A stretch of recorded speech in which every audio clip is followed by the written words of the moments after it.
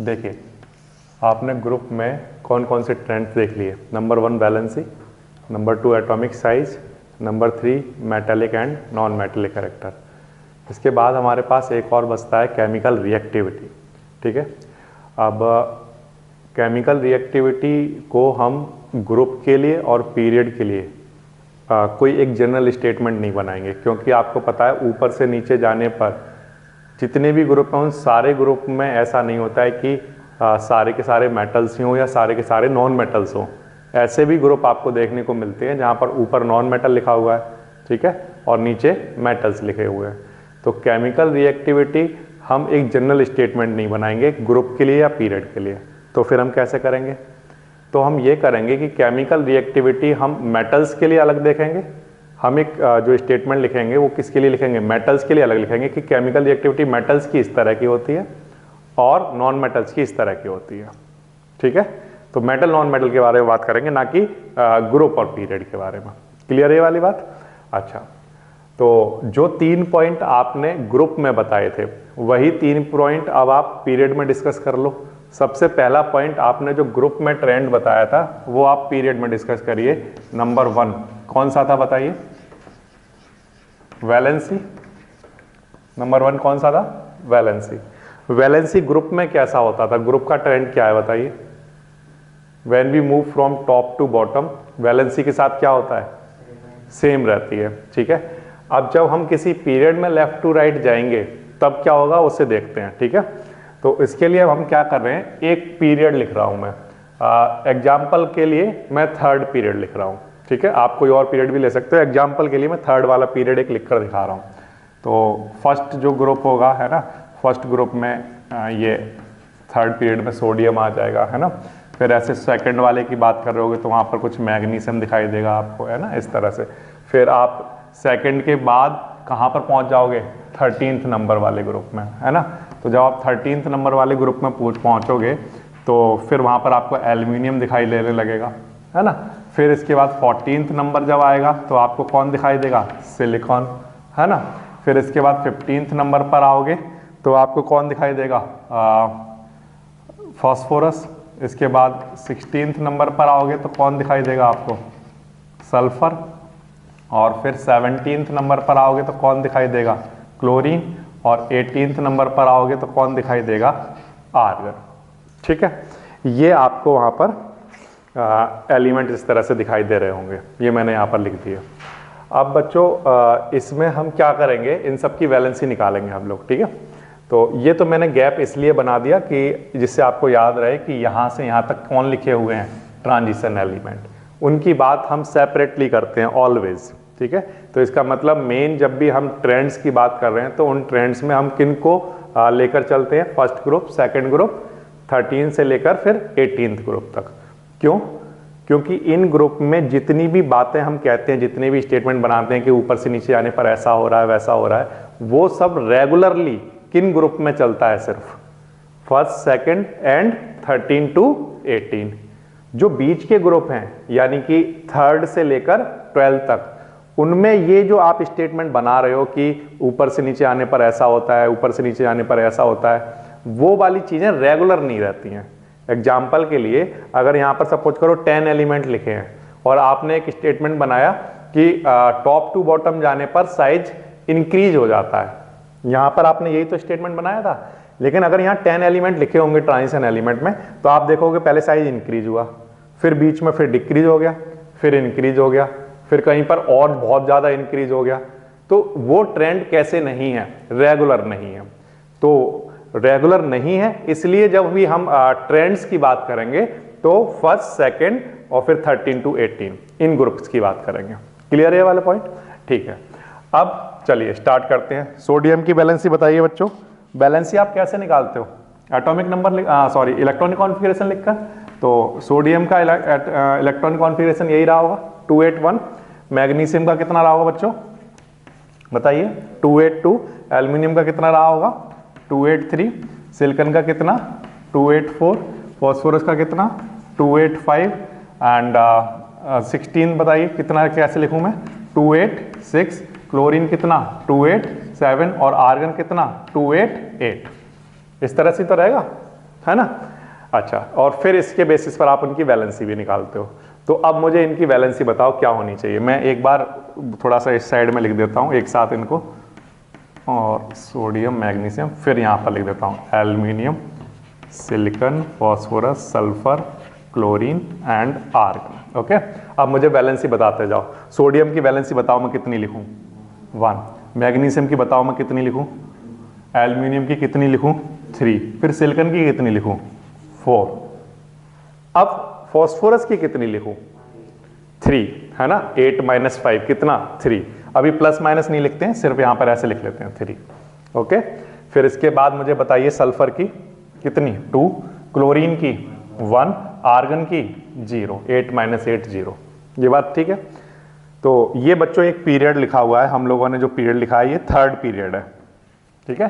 अब third period में आप ये देखकर बताइए कि जो वैलेंसी है एलिमेंट्स की वो किस तरह का ट्रेंड देखने को वहां मिल रहा है।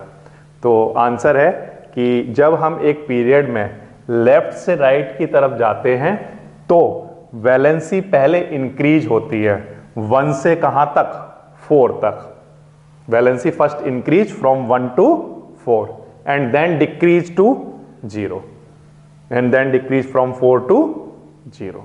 क्लियर है ये वाली बात। तो इसका मतलब वैलेंसी पहले तो बढ़ती है 1 2 3 4, फिर घटती है 4 के बाद फिर 3 2 1 एंड फाइनली क्या हो जाती है, 0।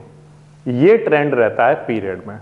तो वैलेंसी का ट्रेंड आपने ग्रुप में देखा था कि वैलेंसी सेम रहती है, जबकि पीरियड में आपने ये देखा है कि when we move from left to right valency first increase from 1 to 4 and then decrease to 0, from 4 to 0।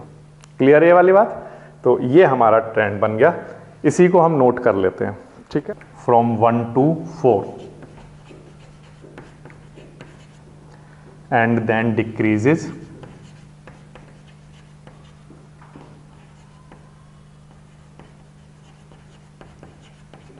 Up to 0। तो ये हमें ट्रेंड देखने को मिला, ठीक है। ये समझ आ गया वैलेंसी वाला पार्ट। अच्छा, अब इसके बाद नेक्स्ट पॉइंट आपने जो ग्रुप में देखा था बच्चों वो था एटॉमिक साइज। तो देखो अगर एग्जाम में एटॉमिक साइज वो पूछे या एटॉमिक रेडियाई पूछे, वो एक ही बातें होनी चाहिए, है ना। अगर आपको पता है कि अगर किसी सर्कुलर चीज़ का अगर साइज बढ़ रहा है तो क्या होगा, उसकी रेडियस भी बढ़ रही है। तो अगर एटॉमिक साइज इंक्रीज होता है ये कहें या एटॉमिक रेडियस इंक्रीज होता है टॉप टू बॉटम आने पर, वो एक ही बातें मानी जाएंगी, ठीक है। अच्छा, अब देखिए second point atomic size.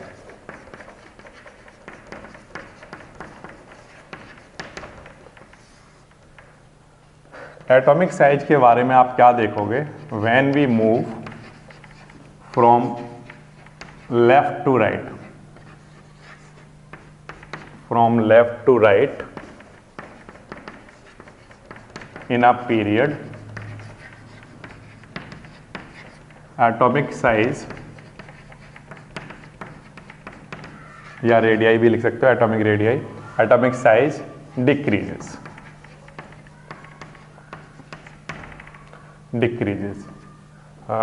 why? Due to increase in nuclear charge।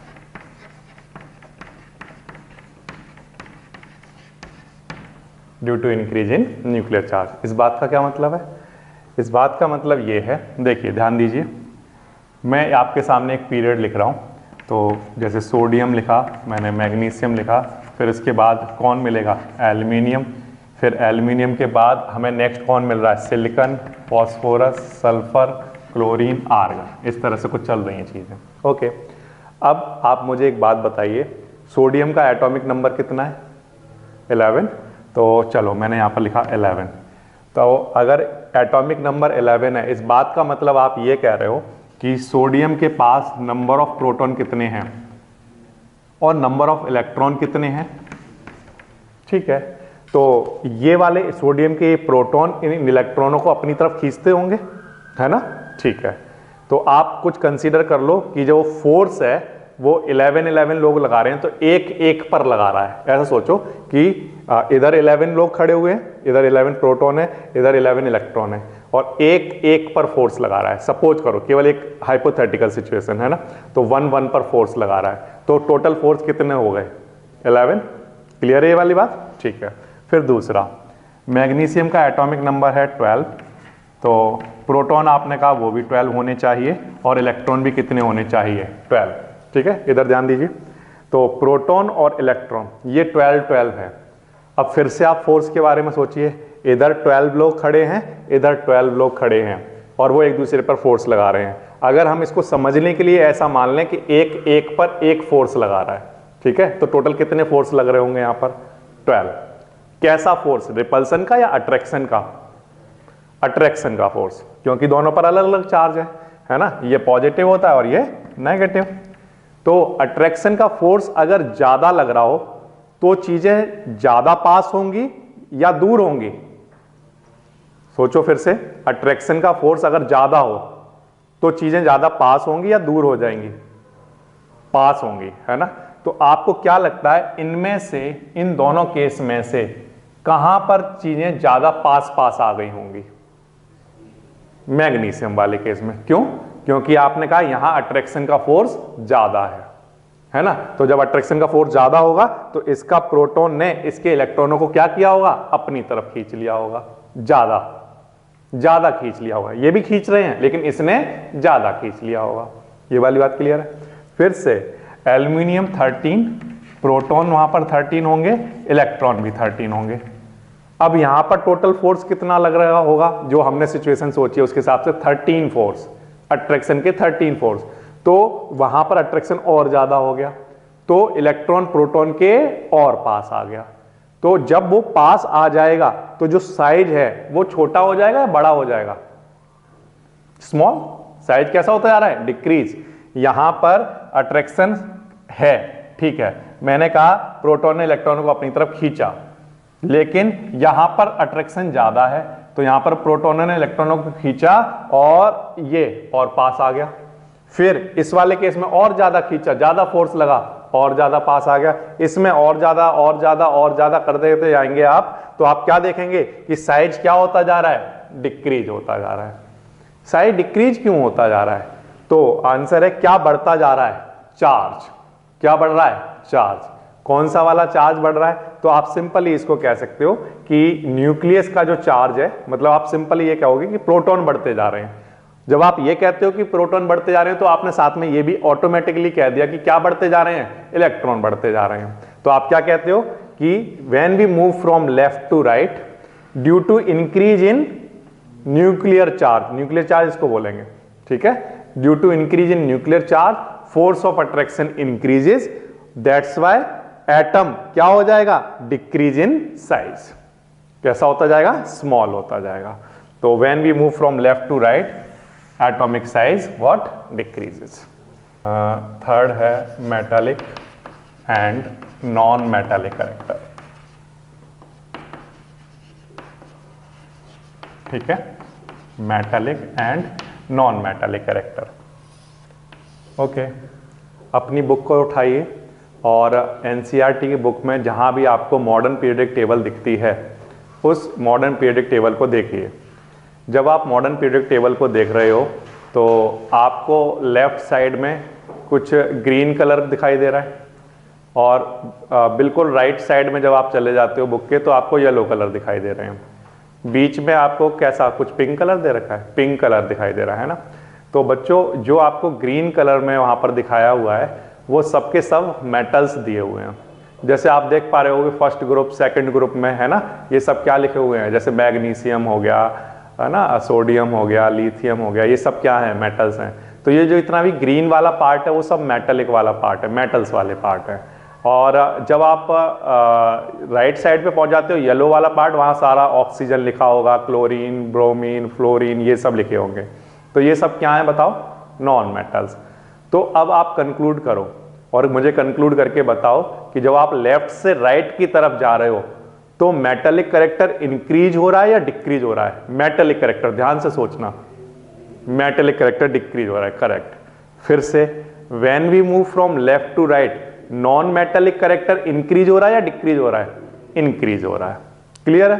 तो ये वाला जो ऑब्जर्वेशन है कि जब हम लेफ्ट से राइट जाते हैं तो ये हम टेबल को देखकर पता कर लेते हैं। क्लियर है? तो ये वाला मैं जो अपना कंक्लूजन है वो यहां पर लिख रहा हूं। When we move from left to right, left to right in a period, क्या हो रहा है? मेटालिक कैरेक्टर डिक्रीज हो रहा है, मेटालिक कैरेक्टर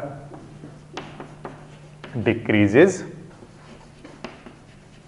ठीक है, और आपने बताया कि आपको राइट वाली साइड में नॉन मेटल्स दिखाई दे रहे हैं, तो इसका मतलब नॉन मेटेलिक कैरेक्टर इंक्रीज हो रहा है। तो लेफ्ट से राइट जाने पर नॉन मेटेलिक कैरेक्टर इंक्रीज हो जाता है।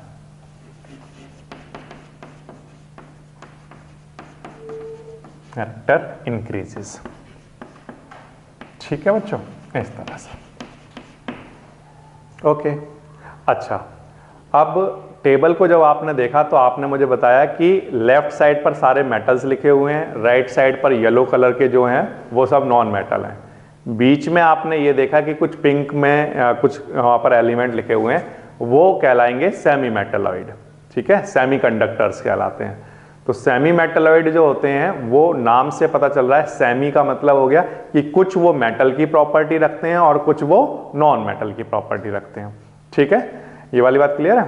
तो ओके, उनके बारे में सेपरेट स्टडी करेंगे हम लोग जब हायर क्लासेस में जाएंगे। अभी के लिए हम सिर्फ ये एक जनरल स्टेटमेंट हमने बना लिया कि लेफ्ट टू राइट जाने पर मेटेलिक कैरेक्टर डिक्रीज होता जा रहा है, ठीक है, और नॉन मेटेलिक कैरेक्टर इंक्रीज होता जा रहा है। अब एक बात और, आप जानते हो कि जो मेटल के ऑक्साइड्स होते हैं वो कैसे होते हैं? तो आंसर है बेसिक नेचर के। कैसे होते हैं? बेसिक नेचर के। ऐसा क्यों कह रहे हो? क्योंकि अगर आप सोडियम से आपने ये बनाया था ना कंपाउंड, याद है आपको? एसिड बेस और सॉल्ट जब आप पढ़ रहे थे तो सोडियम से आपने क्या बनाया था? NaOH, है ना? तो सोडियम के जो ऑक्साइड थे Na2O प्लस वो H2O आपने कराया था और क्या बनाकर दे दिया था? NaOH बनाकर दे दिया था। तो वो कैसा नेचर है? ये क्या है? बेस है ना ये। तो मेटल्स के जो ऑक्साइड्स होते हैं वो क्या बनाते हैं? वो कैसे नेचर के होते हैं? तो आंसर है बेसिक नेचर के, है ना? और भी आपने बनाए थे जैसे MgOH का होल ट्वाइस, ये सारे। तो मेटल्स के जितने भी ऑक्साइड्स हम ऑक्साइड बनाते हैं वो सब के सब कैसे नेचर के होते हैं? बेसिक नेचर के। ठीक है, अच्छा, दूसरी बात ये बच्चों, आपने नॉन मेटल के ऑक्साइड्स भी देखे थे। नॉन मेटल्स के जो ऑक्साइड्स होते हैं वो एसिडिक नेचर के होते हैं, ये आपने देखा था। जैसे आपने एग्जाम्पल के लिए H2SO4, है ना ये है ना, तो इसमें सल्फर, ये सल्फेट वाला आयन लिया गया और H2 लिया गया। तो इसमें आप देख रहे हो क्या इन्वॉल्व है? Non metals. और ये सब मिलकर क्या बना रहे हैं? एसिड। और ये किसी नॉन मेटल के ऑक्साइड से बनाए गए हैं। तो नॉन मेटल्स के जो ऑक्साइड्स होते हैं वो जनरली कैसे होते हैं? एसिड होते हैं। या आप सिंपल स्टेटमेंट बनाओ, एसिड होते हैं। ठीक है, तो नॉन मेटल के केस में हम जानते हैं नॉन मेटल एसिडिक, और मेटल के केस में बेसिक। ओके, तो ये क्वेश्चन एग्जाम में पूछा गया है कई बार कि when we move from left to right in a period, तो ऑक्साइड का बेसिक कैरेक्टर, क्वेश्चन को ध्यान से सुनना, when we move from left to right in a period, oxides का बेसिक कैरेक्टर डिक्रीज होता है या इंक्रीज होता है? कैसा होता है? डिक्रीज। सही बात है। क्यों? क्योंकि लेफ्ट साइड में कौन आने लग जाते हैं, सॉरी राइट साइड में कौन आने लग जाते हैं? Non metal. और नॉन मेटल के ऑक्साइड तो कैसे होते हैं? एसिडिक। या इसका उल्टा क्वेश्चन भी पूछा गया है, when we move from left to right, तो जो नॉन मेटल के ऑक्साइड हैं, है ना, उनका एसिडिक कैरेक्टर इंक्रीज होगा या डिक्रीज होगा? इस तरह से पूछा जाता है। तो नॉन मेटेलिक कैरेक्टर क्या हो रहा है? इंक्रीज। तो जैसे जैसे हम राइट में और जाएंगे तो वैसे वैसे क्या होता जाएगा? और ज्यादा एसिडिक नेचर आपको देखने को मिलेगा। ठीक है, तो ये क्वेश्चन आपसे पूछे जा सकते हैं। तो ये वाली बात ध्यान रखना। इसमें आप यहां पर कहीं लिख लेना नेचर ऑफ ऑक्साइड्स। ठीक है, nature of oxides of metals and non metals, इस तरह से कहीं पर लिख लेना और फिर वहाँ पर ये वाली बात नोट कर लेना कि oxides of metals are basic in nature and oxides of non metals are acidic in nature, बस इतनी बात। और फिर जब एग्जाम में लेफ्ट टू राइट क्या चीज़ पूछी जा रही है वो आपको सोचना और समझना पड़ेगा कि वो बेसिक कैरेक्टर को पूछ रहा है या एसिडिक कैरेक्टर को पूछ रहा है कि कौन सा डिक्रीज या इंक्रीज होगा। ठीक है, nature of oxides of metal and non metal. तो हमने जब हमने मेटल नॉन मेटल वाला चैप्टर पढ़ा था तो मेटल नॉन मेटल वाले चैप्टर में हमने ये देखा था कि जब मेटल्स के जो ऑक्साइड होते हैं, जैसे एग्जांपल के लिए Na2O है ना, या अगर हम बात करें MgO, ये सब हमें क्या देते थे, जैसे Na2O हमें क्या देता है NaOH है ना, MgO हमें क्या देता है MgOH होल ट्वाइस है ना, इस तरह के। और ये सब क्या हैं, तो आंसर है बेस। तो इसका मतलब ये है कि जो मेटल्स के ऑक्साइड होते हैं वो कैसे नेचर के होते हैं, तो आंसर है बेसिक नेचर के। ठीक है, और इसी तरह से हमने नॉन मेटल के ऑक्साइड के लिए कुछ कंपाउंड देखे थे, जैसे लाइक H2SO4 देखा था है ना। और एक और एग्जांपल मैं ले लेता हूँ, जैसे एग्जांपल के लिए HCOOH ये है ना, फॉर्मिक एसिड्स, ये सारे जो आपने कंपाउंड देखे थे ये सब क्या हैं, नॉन मेटल्स वाले हैं। और ये कैसे नेचर के हैं, तो आंसर है ये एसिडिक हैं।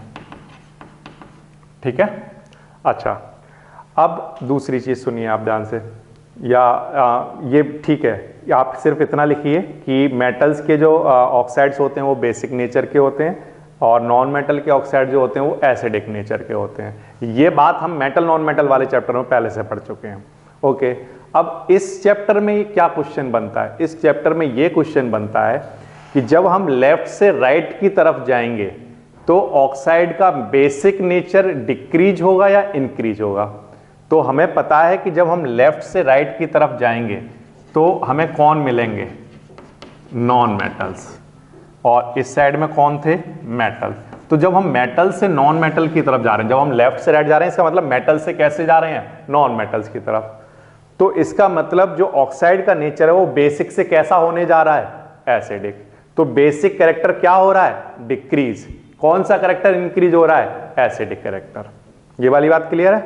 अब इसका उल्टा क्वेश्चन भी पूछा जा सकता है कि when we move from left to right, acidic character increase होता है या डिक्रीज होता है, एसिडिक कैरेक्टर इंक्रीज होगा या डिक्रीज होगा, तो आंसर है इंक्रीज होगा। क्यों, जब हम लेफ्ट से राइट की तरफ जाएंगे तो हमें कौन मिलेंगे, नॉन मेटल्स, और नॉन मेटल्स के ऑक्साइड कैसे होते हैं, एसिडिक नेचर के। इसीलिए हम कहेंगे कि बेसिक कैरेक्टर डिक्रीज होता है ऑक्साइड्स का, जबकि एसिडिक कैरेक्टर इंक्रीज होता है। ठीक है, इस तरह से रहता है। अब देखिए सुनिए ध्यान से, जैसे मैंने आपको पहले स्टार्टिंग में कहा कि मैं मेटल्स को और नॉन मेटल्स की केमिकल रिएक्टिविटी को अलग अलग तरह से देखूंगा, उनको एक ही तरह से नहीं देखा जाएगा। ठीक है, अब मैं पहले आपको मेटल्स की केमिकल रिएक्टिविटी कैसी होती है वो एक्सप्लेन कर रहा हूं, फिर मैं नॉन मेटल्स की करूंगा। ठीक है, अब ध्यान से सुनना आप। सोडियम का इलेक्ट्रॉनिक कॉन्फ़िगरेशन होता है बच्चों 281, मैग्नीशियम का होता है 282, एल्युमिनियम का होता है कितना 283, और ये आ गया सिलिकॉन, ठीक है 284। ये हमारा सेमीकंडक्टर है। ठीक है, अब आप मुझे एक बात बताओ, सोडियम को अपने आउटर मोस्ट शेल से कितने इलेक्ट्रॉन निकालने होंगे अपनी नियरेस्ट नोबल गैस का कॉन्फ़िगरेशन अचीव करने के लिए, तो आंसर 1। ठीक है, तो हमें कुछ एनर्जी देनी पड़ेगी, ये 1 इलेक्ट्रॉन निकाल देगा। ठीक है, फिर से मैग्नीशियम के आउटर मोस्ट शेल में कितने इलेक्ट्रॉन है, 2। अब हमें इससे ज्यादा एनर्जी देनी पड़ेगी इसको। अगर हम उतनी ही एनर्जी दें जितनी हमने सोडियम को दी थी, अगर हम उतनी ही एनर्जी दें तो क्या ये दोनों इलेक्ट्रॉनों को निकाल पाएगा, मुश्किल हो जाएगा, डिफिकल्ट होगा, बहुत ज्यादा डिफिकल्ट होगा, उतने से वो नहीं निकलेगा, ज्यादा एनर्जी देनी पड़ेगी, जिसे आप आयोनाइजेशन एनर्जी कहते हो। ठीक है, अच्छा, फिर एल्युमिनियम को निकालने में और भी ज्यादा दिक्कत आएगी, वहां पर 3 है ना। तो क्योंकि सबसे कम इलेक्ट्रॉन इसके पास है तो ये सबसे इजीली डोनेट कर सकता है, फिर ये उससे ज़्यादा डिफिकल्ट होगा, उसके कंपैरिजन में इससे ज़्यादा डिफिकल्टी इसको होगी। तो जो जब सबसे आसानी से डोनेट करेगा यानी कि वो सबसे तेजी से रिएक्ट कर रहा है ना, तो सबसे आसानी से कौन रिएक्ट करेगा बताओ, सोडियम, ये इजीली डोनेट कर देगा। उससे कम रिएक्टिव कौन होगा? मैग्नीशियम, क्योंकि इससे ज्यादा डिफिकल्टी हो रही है इसको बाहर डोनेट करने में, और इससे ज्यादा डिफिकल्टी इसलिए हो रही है, इसलिए हम कहेंगे एल्यूमिनियम मैग्नीशियम से कम रिएक्टिव होगा। तो सबसे रिएक्टिव ये, फिर उससे कम ये, फिर उससे कम ये। तो बताइए केमिकल रिएक्टिविटी इंक्रीज हो रही है या डिक्रीज हो रही है मेटल्स के केस में? तो when we move from left to right, chemical reactivity क्या हो रही है? डिक्रीज। ठीक है, ये वाली बात आप चाहो तो सिलिकॉन तक लिख सकते हो, ये ऐसे। सिलिकॉन के पास कितने हैं? 4, है ना? तो उसको लूज करने के लिए और भी ज्यादा एनर्जी लगेगी, तो सबसे ज्यादा डिफिकल्ट होगा। तो सबसे ज्यादा डिफिकल्ट होगा, इसलिए हम कहेंगे लीस्ट रिएक्टिव होगा। इनमें से सबसे लीस्ट रिएक्टिव एलिमेंट कौन सा है? तो आंसर है सिलिकॉन। क्लियर है ये वाली बात? ठीक है, अच्छा। और क्यों देखो डिक्रीज हो रहा है, ये तो ठीक है, ये तो मैंने यहां लिखा भी हुआ है। आपको ये समझ में आना चाहिए कि डिक्रीज हो रही है तो क्यों हो रही है केमिकल रिएक्टिव, वो समझ आ रहा है आपको कि केमिकल एक्टिविटी डिक्रीज क्यों हो रही है? क्योंकि आउटर मोस्ट शेल में number of electron, valence electron increase होते जा रहे हैं, जिनको फिर बाहर डोनेट करने में और ज्यादा डिफिकल्टी होगी, इसलिए वो कम रिएक्टिव होते जा रहे हैं। ठीक है, ये इसकी एक्सप्लेनेशन हो गई। अब मैं आपको नॉन मेटल्स की देता हूं, ठीक है, on the basis of electronic configuration. तो फास्फोरस का बताना कितना होगा? 285, सल्फर का कितना? 286, और क्लोरीन का कितना? ठीक है बच्चों, ये मेटल्स हैं, ये नॉन मेटल्स है। तो नॉन मेटल की टेंडेंसी डोनेट करने की नहीं होती, गेन करने की होती है। ठीक है, अब आप मुझे ये बताओ कि फास्फोरस को गेन करने हैं, कितने इलेक्ट्रॉन गेन करने पड़ेंगे? 3। ठीक है, आउटर मोस्ट शेल का इलेक्ट्रॉनिक कॉन्फ़िगरेशन, ये ऑक्टेट पूरा करने के लिए। ठीक है, और सल्फर को कितने करने पड़ेंगे? 2 करने पड़ेंगे ना ऑक्टेट पूरा करने के लिए। और क्लोरीन को कितने चाहिए? 1। इसको 3 चाहिए, इसको 2 चाहिए, इसको 1 चाहिए। अब आप बताओ कि किसको सबसे ज्यादा काम करना पड़ेगा और किसको सबसे कम? अगर हमें 3 लोग एंटर कराने हैं, और या हमें 2 ही कराने हैं, या हमें 1 ही कराना है, सेम ही पर्सन है तीनों के तीनों, ठीक है, इलेक्ट्रॉन ही आने वाले हैं, बताइए सबसे कम टाइम कहां लगेगा? क्लोरीन को। उसे 1 कराया, हो गया काम खत्म। तो यानी कि सबसे ज्यादा रिएक्टिव कौन होगा? क्लोरीन। सबसे कम टाइम में जो रिएक्ट कर जाएगा वो कौन होगा? क्लोरीन। उससे तो या मैं ये कहूं कि ये इससे ज्यादा रिएक्टिव होगा ये, क्योंकि इससे 2 ही इलेक्ट्रॉन चाहिए, और उससे ज्यादा रिएक्टिव होगा ये, इसको 1 इलेक्ट्रॉन चाहिए। तो सबसे ज्यादा रिएक्टिव हुआ क्लोरीन। ठीक है, तो अब यहां से जब यहां जा रहे हो तो अब रिएक्टिविटी क्या हो रही है? इंक्रीज। तो हमने क्या स्टेटमेंट लिखा है यहां पर बताओ? When we move from left to right, chemical reactivity first decreases and then increases.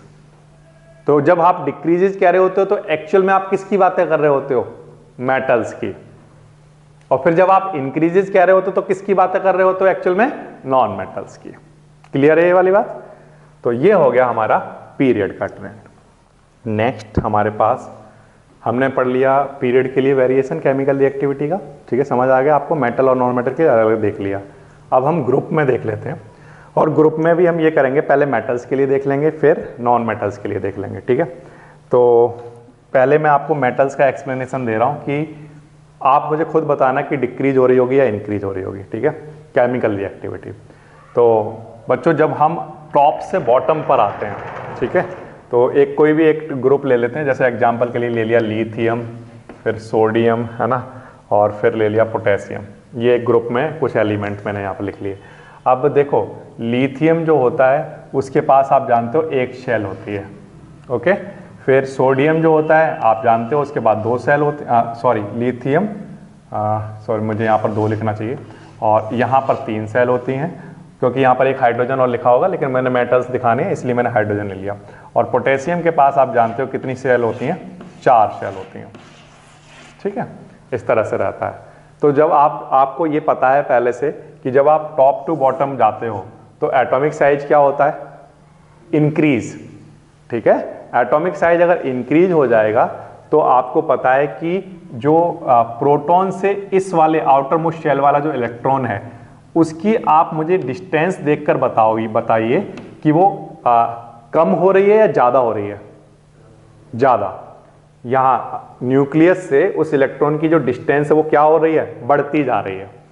ठीक है, अगर वो दूर होता जाएगी, कोई चीज हमसे दूर होती जाएगी तो हम उसे तब ज्यादा आसानी से अट्रैक्ट करेंगे, या पास होगी तब ज्यादा आसानी से अट्रैक्ट कर लेंगे जब वो पास में होगी। तो इसका मतलब ये वाला जो न्यूक्लियस है इसको इजीली अट्रैक्ट कर रहा होगा, ये वाला इसको कम कर पा रहा होगा, ये वाला और भी कम कर पा रहा होगा। क्लियर है ये वाली बात? अगर ये इसे कम अट्रैक्ट कर पा रहा होगा तो आप ये कह रहे हो कि ये कैसा हो गया, लूजली बाउंड। ठीक है, अगर ये लूजली बाउंड हो गया तो इसको निकालना आसान होगा। इससे कम लूजली बाउंड ये वाला है, तो इसको निकालना उतना आसान नहीं होगा जितना इसको निकालना था। फिर उससे भी ज्यादा कम लूजली बाउंड ये वाला, ये टाइटली हेल्ड है ना, तो इसको निकालना और ज्यादा मुश्किल होगा। तो सबसे ज्यादा आसानी से जो आप निकाल पा रहे थे वो इसको निकाल पा रहे थे। तो इसका मतलब आप ये कह रहे हो कि टॉप टू बॉटम आने पर इलेक्ट्रॉनों का निकालना आसान हो जाता है क्योंकि वो लूजली बाउंड होते हैं। अगर चीजें आसानी से निकल जाएंगी, इलेक्ट्रॉन का डोनेट करना, एक्सेप्ट करना ये इजीली हो जाएगा, तो यानी कि केमिकल रिएक्शन फटाफट से हो जाएगी। तो इसका मतलब ऊपर से नीचे आने पर क्योंकि एटॉमिक साइज इंक्रीज हो जाता है, आउटर मोस्ट शेल का इलेक्ट्रॉन लूजली बाउंड हो जाता है, इसलिए उसको डोनेट करना आसान हो जाता है। और इसीलिए हम कहते हैं कि जब हम टॉप से बॉटम की तरफ आएंगे तो केमिकल रिएक्टिविटी कैसी हो जाएगी, बताइए, इंक्रीजेस। समझ आ गई बात? ठीक है, तो ये हमारा इंक्रीजेस हो गया।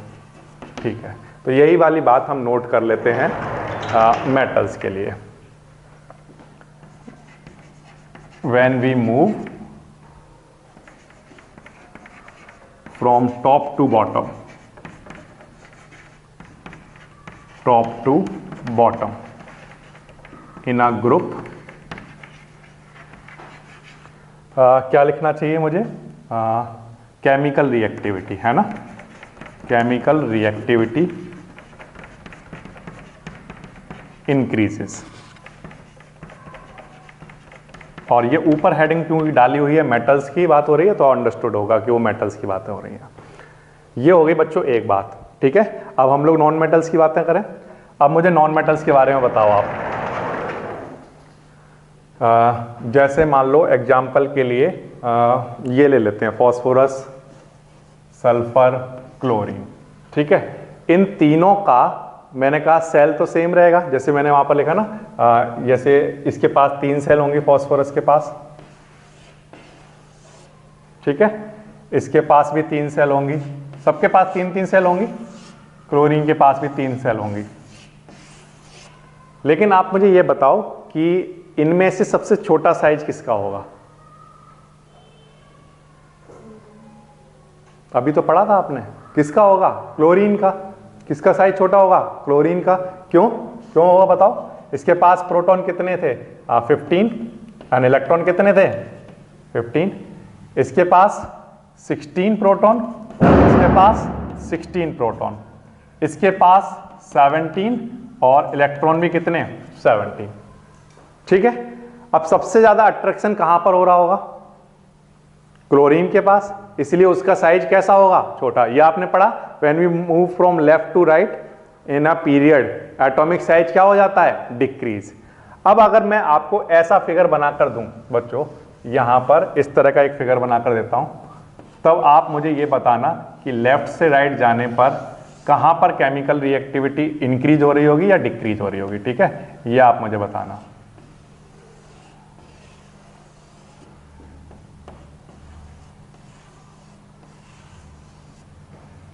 साइज छोटा हो जाएगा, ऑफ कोर्स हो जाएगा, आपने बताया। तो अब आप मुझे ये बताओ कि आउटर मोस्ट शेल वाले इलेक्ट्रॉन के साथ सबसे ज्यादा अट्रैक्शन कहां पर देखने को मिल रहा होगा? क्लोरीन में, सल्फर में, या फॉस्फोरस में? क्लोरीन में। ठीक है, क्लोरीन को का जो ये इलेक्ट्रॉन है, इसको निकालना आसान होगा क्या? या निकालना नहीं, सॉरी मुझे कहना चाहिए नॉन मेटल गेन करना आसान होगा क्या? आउटर मोस्ट वेल अगर ये पास में है, अगर सपोज करो जो इनकमिंग इलेक्ट्रॉन है वो यहां पर लिखा हुआ है, इनकमिंग इलेक्ट्रॉन के बारे में सोचो क्योंकि हम नॉन मेटल्स की बातें कर रहे हैं।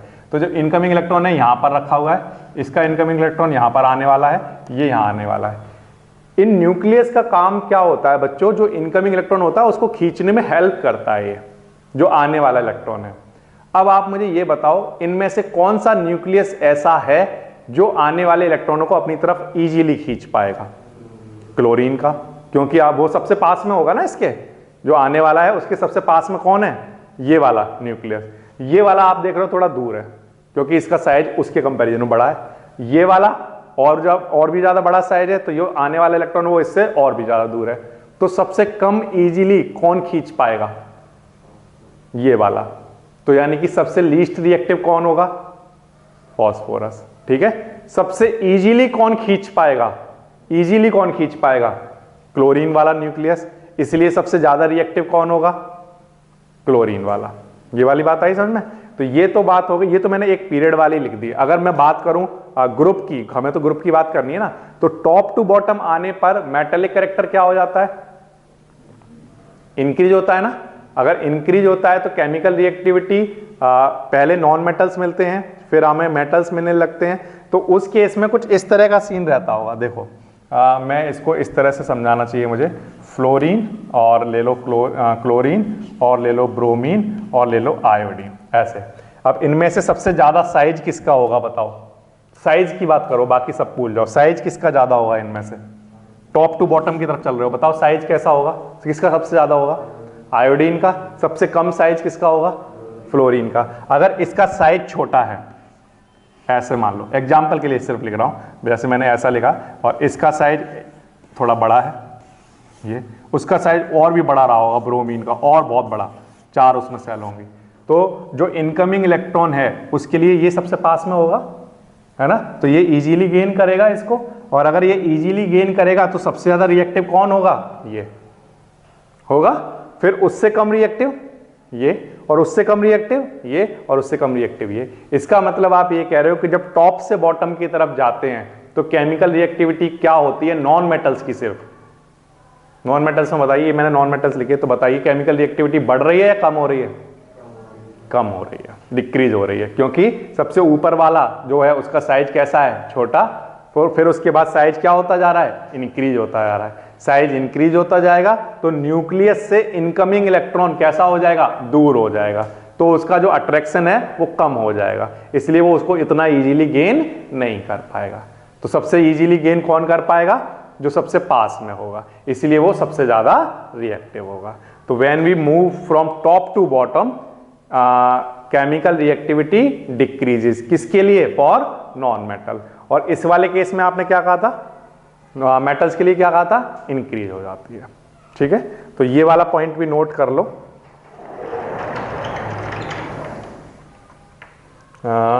When we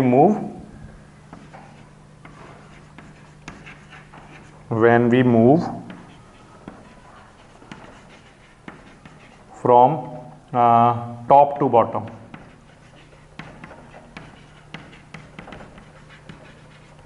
when we move from top to bottom in a group, chemical reactivity decreases. Chemical reactivity decreases. ठीक है, ये डिक्रीज हो जाती है। और ऑफ कोर्स ये बातें किसकी हो रही हैं, नॉन मेटल्स की।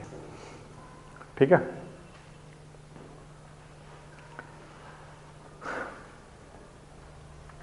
ये आपका मेटल्स और नॉन मेटल्स वाला पार्ट हो गया। ये दोनों समझ में आ गया आपको, कैसे बताए थे मैंने।